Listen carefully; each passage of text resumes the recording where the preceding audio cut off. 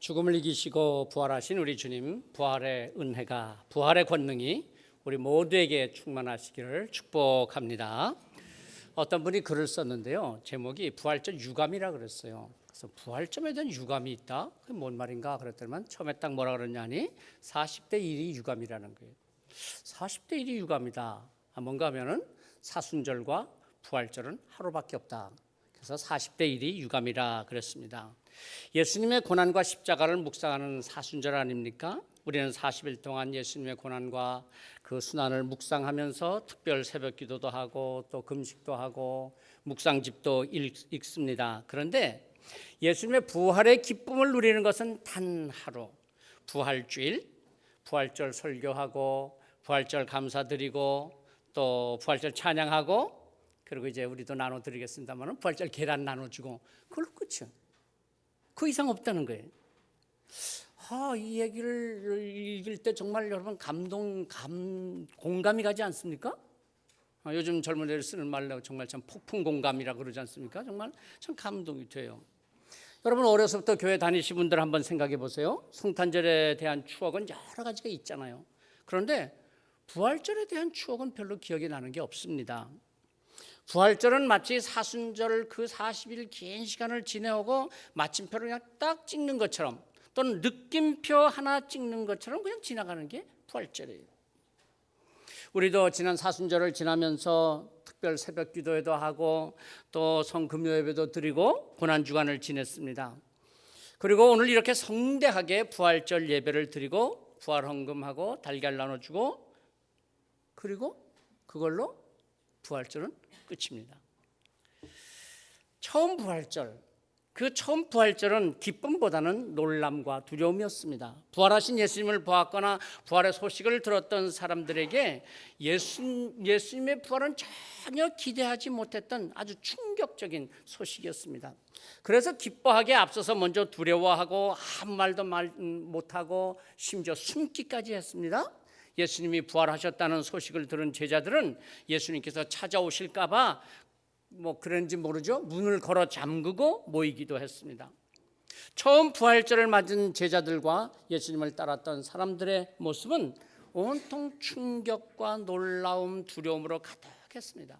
그런데 저들이 그 어떻게 두려움과 놀라움이 변해서 기쁨이 되고 충격이 변해서 감동이 되었습니까? 무엇으로 인해서 저들의 충격과 두려움에서 저들은 벗어나서 기쁨과 감격으로 부활의 증인이 되었을까요? 그것은 부활의 주님을 만났기 때문이었습니다. 단지 부활하신 주님의 소식을 들었다, 부활하신 주님을 보았다, 그래서 저들이 기뻐하고 감격하지 못했습니다. 오히려 부활의 주님을 만났을 때 저들은 변화되었습니다. 기쁨과 감격으로 가득해서 부활의 주님을 전할 수 있었고 부활의 증인으로 살아갈 수 있었습니다. 안식일이 지난 첫날 부활하신 예수님께서 제자들을 찾아오셨습니다. 그날도 제자들은 두려워서인지 문을 걸어 닫고 있었던 모양입니다. 그런데 닫아둔 문과는 상관없이 부활하신 주님께서 나타나셨습니다. 그리고 너에게 평강이 있을지어다 말씀하셨습니다. 제자들은 예수님께서 보여주시는 손의 못자국, 옆구리의 창자국을 보면서 기뻐하였습니다. 그리고 말씀하셨습니다. 아버지께서 나를 보낸 것 같이 나도 너희를 보내노라. 그런데 이 자리에 도마가 없었어요. 어디를 갔는지 성경에는 기록이 없습니다. 어쨌든 제자들은 다 모였는데 그때 하필 도마는 다른 곳에 갔던 모양이에요. 그래서 함께 모일 때는요, 함께 해야 된다니까요. 함께 할 때 함께 하지 않고 혼자 어디 가면은 도마꼴이 되는 거예요. 그렇죠? 도마는 평생을 그래서 의심 많은 제자 도마. 오늘까지도 그런 딱지를 달고 다니지 않습니까? 자, 도마를 보세요. 다른 제자들이 주를 보았다 하니까 자기는 예수님의 못자국, 창자국 만져보지 않고는 믿을 수 없다. 아니, 남이 말할 때 정말 그렇다 그러면 좀 그런가 하고 믿기도 해야죠. 저 혼자 똑똑한 줄 알고 그냥 믿지 않는다, 믿을 수 없다. 의심 많은 제자 도마가 되는 것이죠. 그런데 부활하신 주님께서 다시 찾아오셨어요. 그리고 도마를 만나 주셨습니다. 주님의 그 손의 못자국과 옆구리의 창자국을 만져보라고 하셨습니다. 도마는 주님의 모습을 보고 그리고 고백합니다. 나의 주님이시오 나의 하나님이시니이다. 예수님께서 말씀하셨습니다. 나를 본고로 믿느냐 보지 못하고 믿는 자들은 복되도다. 적어도 우리는 도마보다는 훨씬 나은 믿음을 갖고 있는 것 같습니다. 그렇잖아요. 여러분 보고 믿습니까? 보지 못하고 믿잖아요. 그죠? 예수님의 부활을 우리는 보지 않고도 믿습니다. 예수님의 부활을 우리는 고백합니다. 예수님의 십자가의 보혈로 죄사함 받았다고 하는 감사와 기쁨을 우리는 간직하고 있습니다. 그런데 믿고 간직한다고 끝나는 것이 아니라는 것입니다.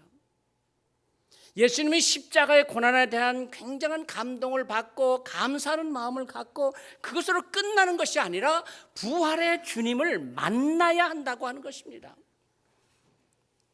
오늘 부활의 주님을 만나서 부활의 주님과 함께 부활신앙으로 살아가는 한 사람을 영상으로 제가 소개하려고 합니다. 근데 시간이 벌써 10분이 되어서 지금 영상을 틀까 말까 고민 중인데 괜찮으시겠어요? 오늘 찬양이 너무 은혜로워서 뭐까지 조금 더 하는 거예요. 뭐 큰 거 없겠죠, 그죠? 네, 한번 우리 영상을 이제 볼 텐데 레나 마리아라고 하는 한 여인에 대한 영상입니다. 그는 태어날 때부터 두 팔이 없었잖아요. 그리고 한쪽 다리가 30cm밖에 되지 않았습니다. 짧은 다리였고 오른쪽 다리 하나만으로 그저 온전한 삶을 살아가는 중증 장애인으로 태어났습니다. 그러나 그 부모는 그녀를 신앙으로 잘 키웠습니다. 모든 아이들이 다니는 일반 학교에 다니게 했습니다. 그런데 레나가 어느 날 학교에서 돌아와서 울며 엄마한테 말합니다. 엄마, 나 친구가 없어요. 그럼요. 그런 중증 장애를 갖고 있는 아이와 친밀하게 친구가 되어줄 아이들이 누가 있었겠어요? 엄마는 아이를 안고 말합니다. 예수님이 너의 가장 친밀한 친구란다. 레나는 어린 나이에 엄마의 말을 귀담아 들었습니다. 그렇긴 했지만 그래도 그 마음에 그 외로움과 슬픔은 사라지지 않았습니다. 하루는 너무나 슬프고 외로운 마음으로 엎드려서 펑펑 울었습니다. 예수님이 친구가 되어주신다고 했지만 친구들은 아무도 자기와 가까이 해주지 않았습니다. 아무리 예수님이 친구가 되신다고 해도 아무도 그의 곁에는 없었습니다. 이 절망감을 그녀는 스스로 해결할 수가 없었습니다. 그때 마침 전화벨이 울렸습니다. 그는 발이 없기 때문에 양손이 다 없기 때문에 온전한 그 한 발로 전화를 받았습니다. 여보세요, 레나입니까? 예, 레나입니다. 저는 당신을 위해서 기도하는 사람입니다. 주님께서 지금 당신에게 전화를 하라는 마음을 주셨어요. 힘들고 외로울 때 당신을 위해서 기도하는 사람이 많이 있다는 걸 기억하라고 하셨어요. 레나는 충격을 받았어요. 아무도 내 친구가 되어주지 않는다고 생각을 했는데, 그래서 외로움과 절망감에서 괴로워했는데 예수님이 정말 나와 함께 하시는구나, 나의 친구가 되어주시는구나. 그리고 그는 다시 일어설 수가 있었습니다. 한번 영상을 보시겠습니다.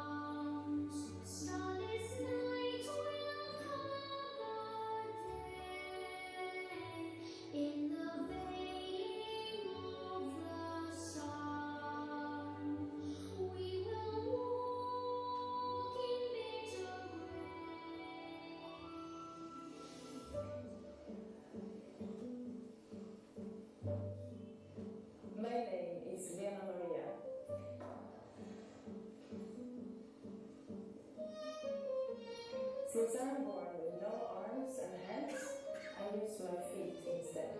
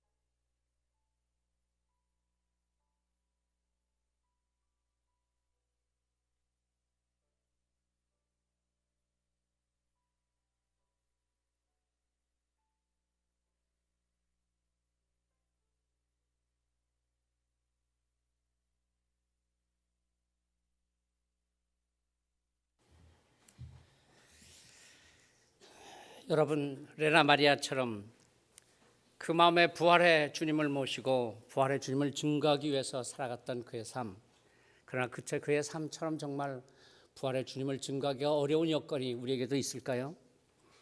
그런데도 부활의 주님께서는 그녀를 택하셔서 부활의 증인으로 삼으시고 부활의 능력을 주셨던 것입니다. 그녀는 말합니다. 만일 누가 나에게 부활의 주님께서 나를 만나시고 나와 함께 하신다는 증거를 대라 그렇게 말한다면 나는 장애로 연약한 나의 몸과 그리고 주님을 날마다 찬양하는 나의 입술을 보여줄 것입니다. 양팔이 없어도 똑바로 걸을 수 없어도 레나는 부활의 주님을 모시고 부활의 주님을 만나서 부활의 증인으로 살았습니다. 우리는 양팔이 멀쩡하잖아요. 그런데도 우리가 부활의 증인으로 부활의 주님을 만나서 살기가 어려울까요? 30cm밖에 되지 않는 짧은 다리, 한쪽 다리를 가지고도 레나는 부활의 증인으로 살았는데 좀 시큰거리는 다리라고 해서 좀 힘들다고 해서 부활의 증인으로 살기에 부족한 다리일까요? 오늘 내가 어떤 형편, 어떤 환경에 있다고 할지라도 부활의 주님께서는 나를 부활의 증인으로 택하시고 부활의 은혜를 주시는 것입니다. 이렇게 편안하게 부활절 예배 이 자리에서만 부활의 주님을 만나는 것 아니지 않습니까? 좋은 말씀, 아름다운 찬양에서만 부활의 주님을 만나는 것은 아니지 않습니까? 오히려 더 중요한 것은 우리의 일상의 삶의 자리, 어쩌면 아주 자질구레한 일들이 계속 벌어지고 있는 우리의 삶의 현실에서 부활의 주님을 만나고 부활의 증인으로 살아가는 것이 부활의 신앙, 부활의 기쁨, 부활의 감격으로 살아가는 삶입니다. 왜냐하면 바로 우리의 자질구레한 삶의 자리, 어려운 삶의 현실 가운데 우리 주님께서 함께 하시기 때문입니다. 2018년 부활절, 우리를 다시 만나주시는 이 부활절, 부활의 주님, 그리고 우리에게 다시 한번 또 부활의 증인으로 살라고 하시는 주님께 아멘으로 응답하며 살아가는 우리 모두가 되기를 성부와 성자와 성령의 이름으로 축복합니다. 기도하시겠습니다. 하나님,